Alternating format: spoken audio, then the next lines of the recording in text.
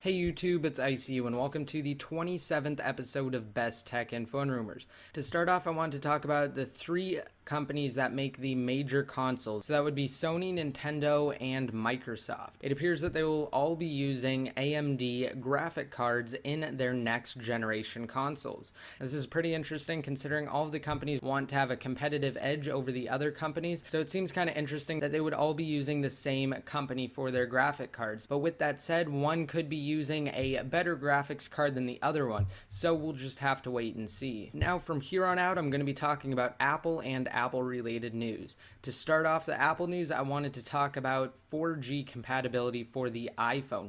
Now it doesn't seem very likely that the iPhone will have 4G compatibility at least anytime soon. So the iPhone 5 or the iPhone 4S will most likely not have again 4G capability.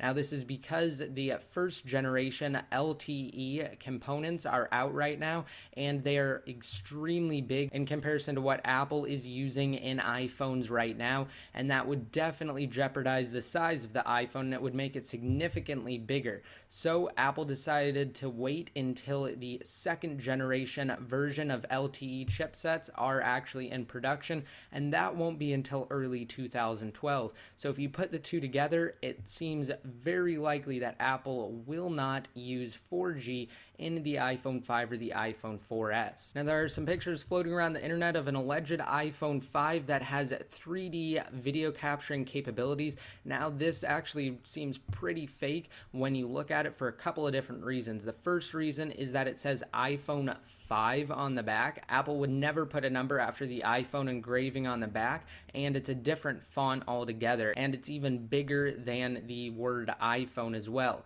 So that alone leads me to believe that it's fake, but also when you look at one of the pictures, it has an iPhone 4 box off to the side, and it just kind of looks photoshopped altogether. But if you guys want to check it out, then be my guest. Let me know what you guys think. You can go to the post that's down below in the more info and share your input on it there. Now iOS 5 Beta 3 was seeded to developers today, and if you guys want to get all of the changes and updates, then check down below because I have copied Apple's features and changes document for iOS 5 Beta 3 because it isn't really available to the public unless you're a developer. So I have it copied down. You guys can check it out if you want. Also, iOS 5 Beta 3 can be jailbroken with the same method that was used to jailbreak iOS 5 Beta 1 and Beta 2, and I will have a link down below in the more info for a jailbreak guide on that as well. And to wrap things up, as far as iOS 5 Beta 3 goes, it looks like Apple introduced a new feature called Assistive Touch. Now, I actually made a video on this, and it was unlisted for the sole purpose of being featured on my website. I wanted to discuss it in this video. Again, it's called Assistive Touch, and you can enable it by going inside of Settings, Accessibility, and turning it on.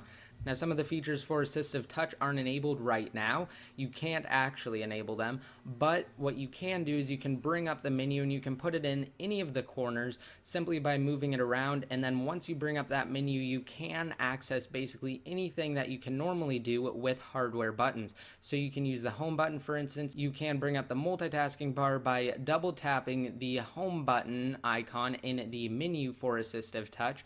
You can also go to device, you can change the screen orientation, you can mute it, you can change the volume up or down, you can hit shake, which right now doesn't actually do anything, so I don't exactly know why Apple included it. I was expecting it to bring up the shake to undo dialog box, but it didn't bring that up. And you can also lock it from that menu too.